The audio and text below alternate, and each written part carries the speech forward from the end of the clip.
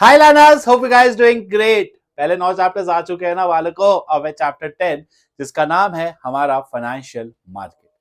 अब मार्केट क्या होता है? एक ऐसी जगह जहां पे बाइंग एंड सेलिंग कोई भी कमोडिटी का हो।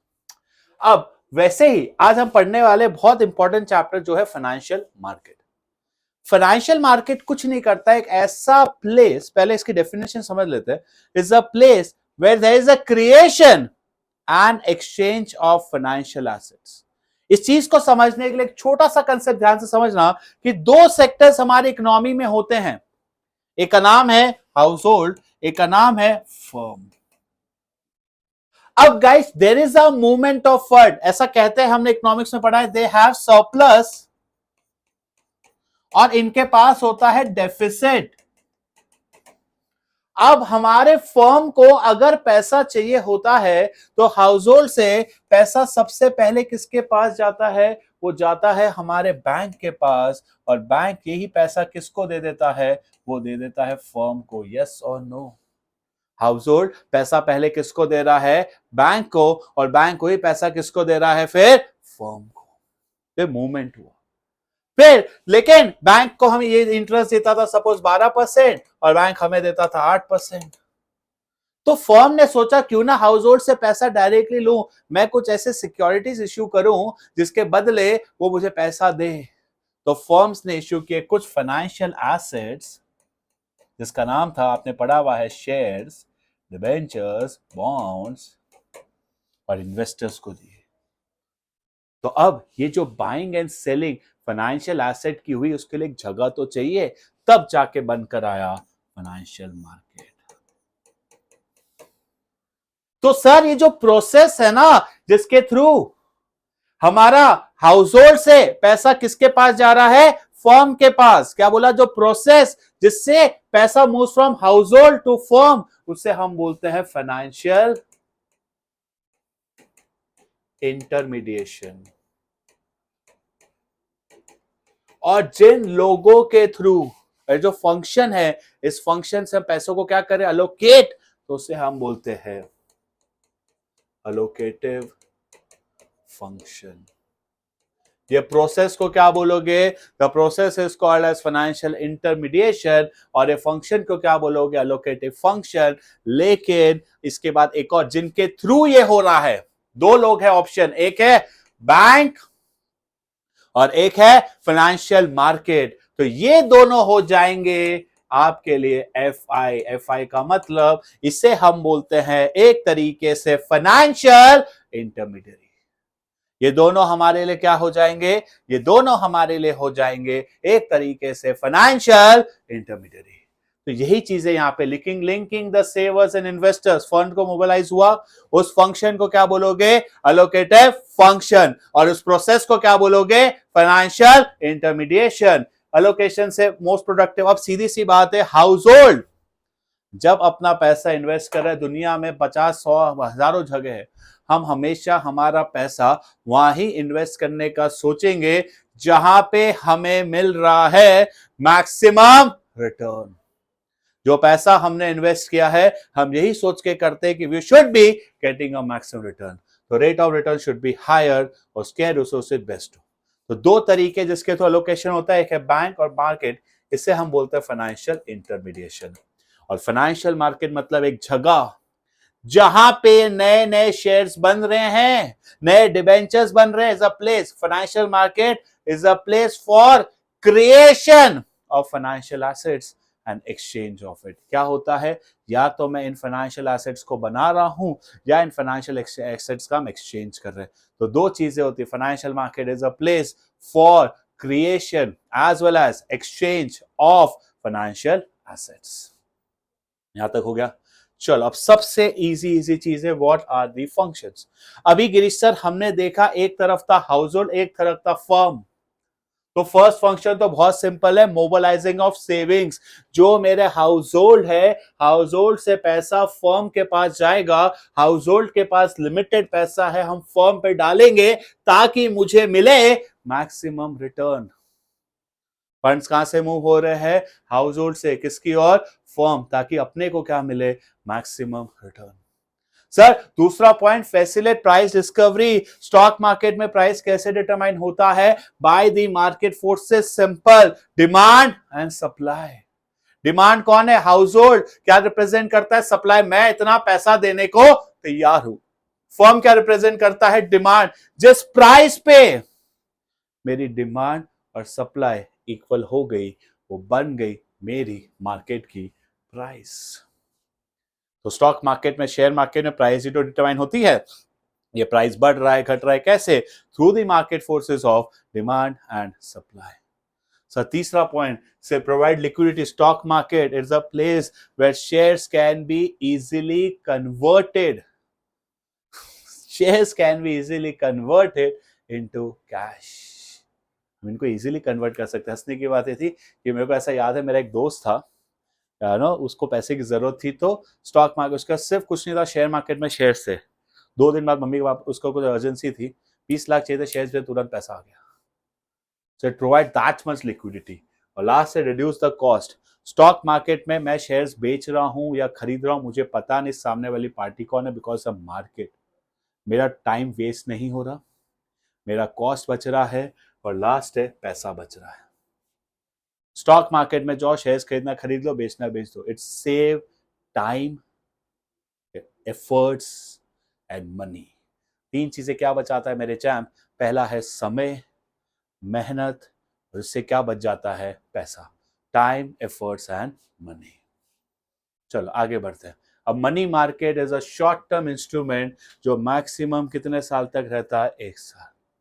इनका रिस्क भी कम रहता है, रिटर्न कम होता है, duration is for shorter time, और मनी मार्केट का कोई भी फिजिकल लोकेशन नहीं है। चलो अब कैपिटल मार्केट पे आते हैं। कैपिटल मार्केट होता है लॉन्ग टर्म, जो एक तरीके से डेब्ट और इक्विटी दोनों होता है। ठीक है, अब अवेलेबल एट रीजनेबल कॉस्ट। ये 2 तरीके के होते हैं, एक होता है प्राइमरी और सेकेंडरी। सीधा प्राइमरी और सेकेंडरी पे आते हैं, एग्जाम में इधर ही क्वेश्चन बनता है। सब प्राइमरी मार्केट मतलब, सपोज गिरीश अग्रवाल अपनी कंपनी निकाल रहा है, फर्स्ट टाइम अपने शेयर्स मार्केट में इशू किए, क्या कि जो भी उसके शेयर्स है, आप फर्स्ट टाइम अपने शेयर्स मार्केट में जब लेकर आएंगे, उसे बोलेंगे primary. Sale of securities by new, कोई नई कंपनी अब नए मार्केट में आएगी, अपने इन्वेस्टर्स को देगी, उसे हम बोलते हैं प्राइमरी। सेकेंडरी का मतलब, अब वो शेयर स्टॉक मार्केट में लिस्ट हो चुका है, स्टॉक मार्केट के इन्वेस्टर्स के बीच में उसकी अगर बाइंग एंड सेलिंग हो रही है। रिलायंस का फर्स्ट टाइम आईपीओ आया, सॉरी तो फास्ट हो गया, रिलायंस का फर्स्ट टाइम आईपीओ आया, कौन सा? प्राइमरी। रिलायंस का शेयर अब स्टॉक मार्केट में क्या हो चुका है? लिस्ट। शेयर मेरे पास है, मैं आपको बेच रहा हूं, आप मुझे बेच रहे, ये क्या हो जाएगा? कौन सा हो जाएगा? सेकेंडरी। फर्स्ट टाइम जब शेयर आएगा प्राइमरी, शेयर लिस्ट हो चुका है, अब बाइंग एंड सेलिंग होगा तो सेकेंडरी। यहां पे शेयर्स डायरेक्टली कौन बेचता है? Between a company to investors. Company shares किसको डायरेक्टली बेच रही है? इन्वेस्टर्स। पर सेकेंडरी में शेयर्स किसके बीच में बाइंग एंड सेलिंग होता है? बिटवीन एन एग्जिस्टिंग, एक इन्वेस्टर दूसरे को, दूसरा तीसरे को, तीसरा चौथे को। तो इसमें पॉइंट भी यूज हुआ है कि यहाँ पे री इन्वेस्ट और डिसइन्वेस्ट दोनों होता है। इट प्रमोट्स डायरेक्टली, कंपनी को पैसा दिया, इकोनॉमिक्स में पढ़ा है, results in capital formation, point है direct capital formation, and it results in indirect capital formation. Fourth, यहां पे हम सिर्फ और सिर्फ क्या करते हैं? Buying of securities. प्राइमरी में सिर्फ बाइंग अलाउड है, सेकेंडरी में बाइंग एंड सेलिंग दोनों डिटरमाइन, दोनों आप कर सकते हो। यहां पे प्राइस कौन डिटरमाइन करता है? जब भी आईपीओ आएगा तो price are decided by the management. Company के जो मैनेजमेंट है, कंपनी के जो ओनर्स है, वो हमारे प्राइस डिसाइड करते हैं। बट सर ये जो हमारा सेकेंडरी मार्केट है, प्राइस कौन डिटरमाइन करता है? By the market force. Market force मतलब एक तरफ है डिमांड और एक तरफ है सप्लाई। प्राइमरी मार्केट जैसे स्टॉक एक्सचेंज, यानी सेकेंडरी मार्केट को हम स्टॉक एक्सचेंज भी बोलते हैं, और प्राइमरी मार्केट को बोलते हैं new issue market. Primary market की कोई फिक्स लोकेशन नहीं है, बट सेकेंडरी मार्केट की फिक्स लोकेशन होती है। बॉम्बे में बीएससी एनएससी की ऑफिसेज है। Primary market is also called as new issue market, और सेकेंडरी मार्केट को हम कहते हैं स्टॉक एक्सचेंज। चलो, अब एक और डिफरेंस सबसे इंपॉर्टेंट, कैपिटल मार्केट और मनी मार्केट। मैं पहले नहीं बताया, अभी बता रहा हूं। मनी मार्केट मतलब, एक मिनट चेक करने दो, सब सही सही।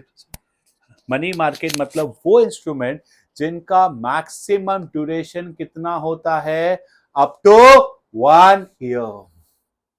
और कैपिटल मार्केट मतलब 1 साल से ज्यादा। याद रखना, कैपिटल मनी मार्केट सिर्फ शॉर्ट टर्म इंस्ट्रूमेंट्स कवर करता है, मनी मार्केट। वो जो कैपिटल मार्केट है वो short term as well as medium term as well as long term, दोनों। मीडियम टर्म भी आएगा और साथ साथ में लॉन्ग टर्म भी आएगा। अब एक चीज समझना कि कैपिटल मार्केट में normal retail investors and foreign investors can take part, वही लेते कैपिटल मार्केट में ले सकते हैं।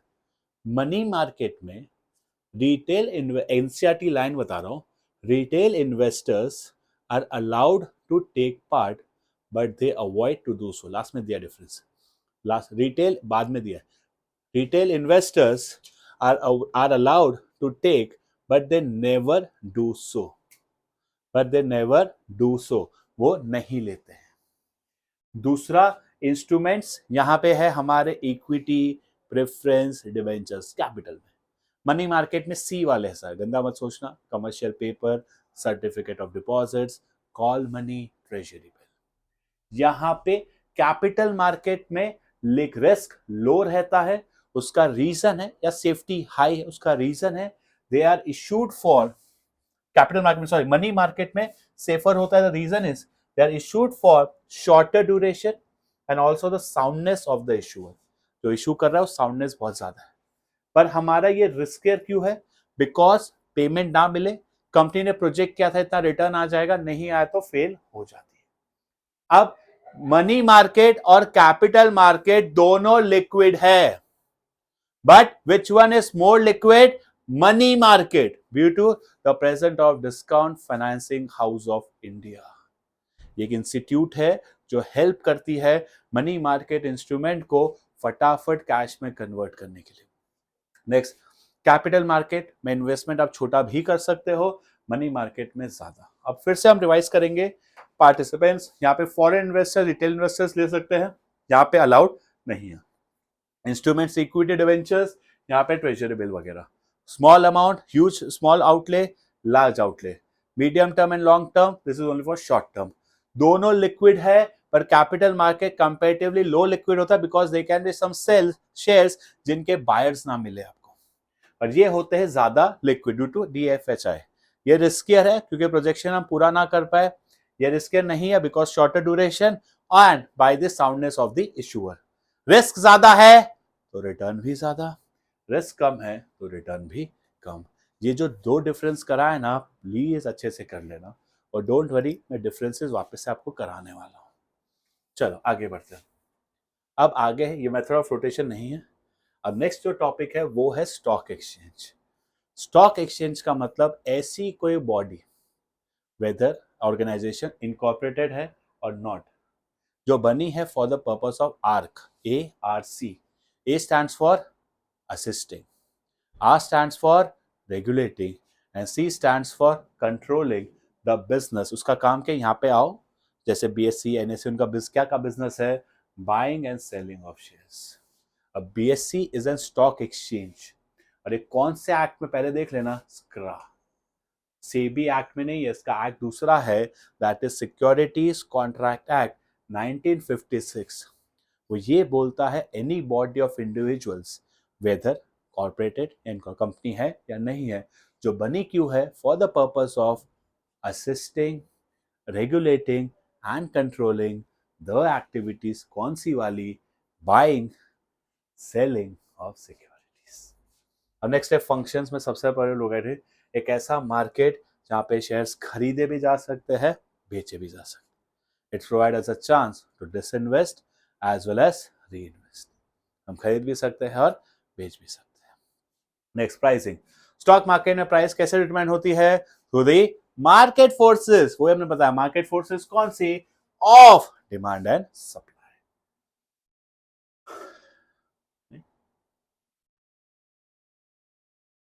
सॉरी। अब नेक्स्ट है सेफ्टी ऑफ ट्रांजैक्शन। सारी की सारी मेंबरशिप पूरी रेगुलेटेड है सेबी गाइडलाइंस के हिसाब से, वेल डिफाइंड। इसमें कीवर्ड याद रखना, एग्जिस्टिंग लीगल फ्रेमवर्क, जो रूल्स एंड रेगुलेशन है उसके हिसाब से काम करना है, और डील होगी safe and fair deal, well regulated है, रूल्स के हिसाब से काम करना पड़ेगा, and we are having a safe and fair deal. Contribution to economic growth, the process of disinvestment and reinvestment, जो पैसा है कहाँ चैनलाइज करोगे, to the most economical way, जहाँ पे सबसे ज्यादा रिटर्न मिले, तो इससे हम बोलते हैं इकोनॉमिकल ग्रोथ। देखो आप सीधी बात है, 100 का शेयर खरीदा, 200 बेचा, 200 जो है उसको ऐसे में डालोगे जिसको 400 बन सके, 400 का 800, ये चलता रहेगा। तो जब ऐसा होगा तो देश में पैसा बढ़ रहा है, मतलब है रिजल्ट से कैपिटल फॉर्मेशन, नए एसेट्स बढ़ रहे हैं, और साथ ही साथ में क्या होगा, इकोनॉमिकल। नेक्स्ट है spreading of equitable wild share of ownership, तीन चीजों की वजह से। पहला, न्यू इशू, आईपीओ अच्छे से लाओ। नेक्स्ट है बेटर ट्रेडिंग प्रैक्टिस, शेयर्स की बाइंग सेलिंग को हम बेटर करेंगे। क्या चीज को बेटर करेंगे, शेयर्स की बाइंग एंड सेलिंग। और लास्ट है steps, we need to take steps जिससे मैं अपने इन्वेस्टर्स को एजुकेट कर सकूं। Effective steps for what, educating the investors. Last है प्रोवाइडिंग स्कोप, सफिशिएंट स्कोप, कि हमारे इंडिया में आप स्पेकुलेशन भी कर सकते हो। जैसे एग्जांपल दूं, जनरली बाय और सेल होता है, बट स्टॉक मार्केट में वी हैड एन ऑप्शन, आप सेल करके बाय भी कर सकते हो। तो फिर से कहां गया, लिक्विडिटी एक ऐसा मार्केट जहां पे कंटिन्यूसली हम शेयर्स को खरीदते हैं और बेचते हैं, तो आपको अब इजीली कैश में कन्वर्ट भी करा सकते हो। एक प्लेस जहां पे बाइंग एंड सेलिंग हो रही है। प्राइसिंग कैसे डिटरमाइन हो रही है, through the market forces of demand and supply. फिर हमने safety of transaction, well regulated, existing legal framework and safe and fair deals, economic growth, spreading and scope for speculation. अब ट्रेडिंग सेटलमेंट के लिए हमें सबसे पहले क्या चाहिए, ब्रोकर। ब्रोकर कौन होता है, मेंबर ऑफ स्टॉक एक्सचेंज। सबसे पहले हमें ब्रोकर के साथ एक एग्रीमेंट करना पड़ता है, ब्रोकर क्लाइंट एग्रीमेंट। इसमें बहुत सारी डॉक्यूमेंट हमें देनी पड़ती है, और उसमें से जो सबसे ज्यादा मैंडेटरी डॉक्यूमेंट है उसको हम बोलते हैं पैन कार्ड। एग्जाम में एक एमसीक्यू आ सकता है, which document is the mandatory, answer हो जाएगा PAN. Date of birth, education status, bank account, ये सारी चीजें हमें प्रोवाइड करनी। अब हमने वो सारी चीजें दे दी। दूसरा, अब हमें ओपन करना है एक डीमैट अकाउंट, जिसका दूसरा नाम होता है बेनिफिशियल ओनर। क्या बोलते हैं, बेनिफिशियल ओनर। किसके पास ओपन करना है, डिपॉजिटरी पार्टिसिपेंट। जो हमारे डीपी है, डिपॉजिटरी पार्टिसिपेंट का ओपन करना होता है। और एक बैंक के पास डीमैट अकाउंट का ओपन करना है थ्रू डिपॉजिटरी पार्टिसिपेंट, और एक बैंक अकाउंट ओपन करना होता है फॉर कैश ट्रांजैक्शन। अब भाई डीमैट हो गया, ट्रेडिंग हो गया, कैश हो गया। अब मैं अपने ब्रोकर को बोलूंगा, अरे ब्रोकर साहब जरा 100 शेयर रिलायंस के खरीदना ना। सपोज प्राइस चल रहा है 1000, मैंने बोला 990 में खरीद लेना। तो जैसे ही मैंने ऑर्डर दिया, तो ठीक है, आप ऑर्डर प्लेस का कंफर्मेशन तो चाहिए ना, तो उसको बोलते हैं OCS। जैसे ही मैंने ऑर्डर प्लेस किया, क्या मिलेगा मुझे, OCS, full form order confirmation slip. एक एविडेंस है कि आपका ऑर्डर पक्का हुआ।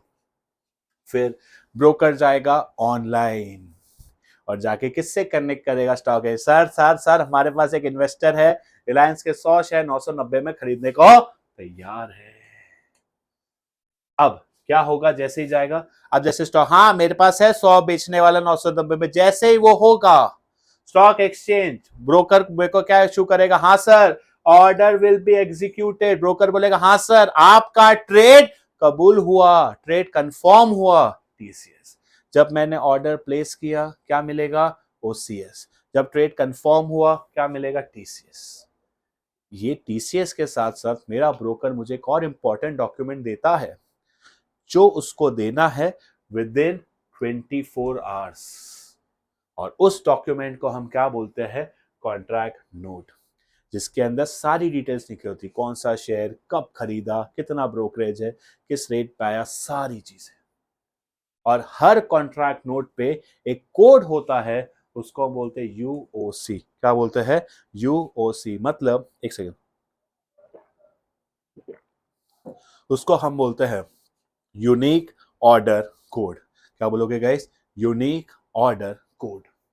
अब अब मैंने शेयर खरीदा है, आज के दिन मैं गिरीश स्टॉक मार्केट को कुछ तो देना पड़ेगा, शेयर खरीदा है, तो या तो मैंने शेयर बाय किया है तो कैश दूंगा, शेयर सेल किया है तो शेयर दूंगा।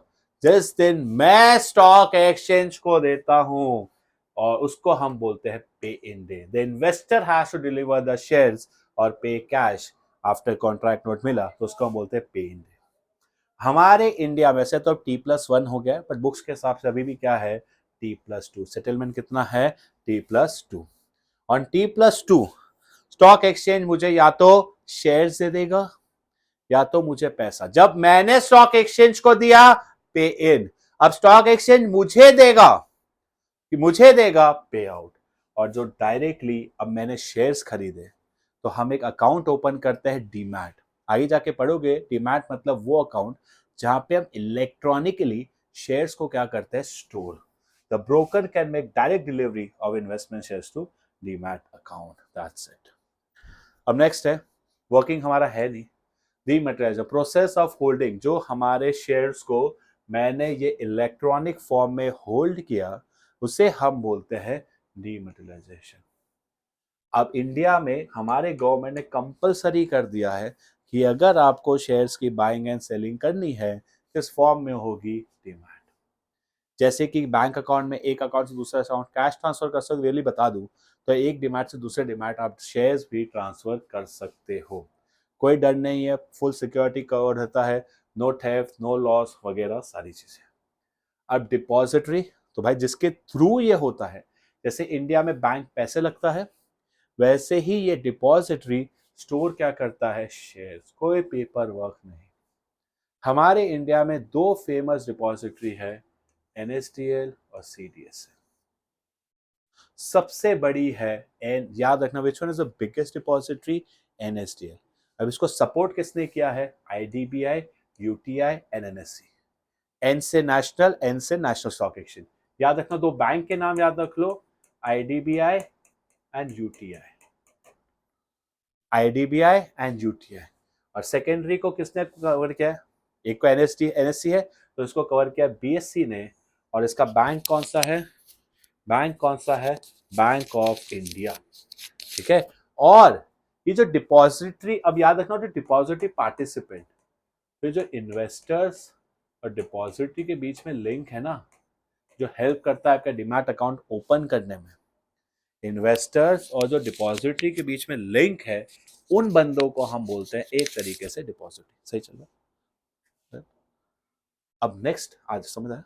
चलो, अब नेक्स्ट है इलेक्ट्रॉनिक ट्रांसफर। इससे क्या फायदा होता है? ट्रांसपेरेंसी रहती है, एफिशिएंसी रहती है, लिक्विडिटी फास्ट है, एक ही जगह साफ हो रहा है और ऑपरेशन भी फास्ट होता है। ये इलेक्ट्रॉनिक करने से सारे फायदा है। ट्रेडिंग हम प्रमोट नहीं कर रहे।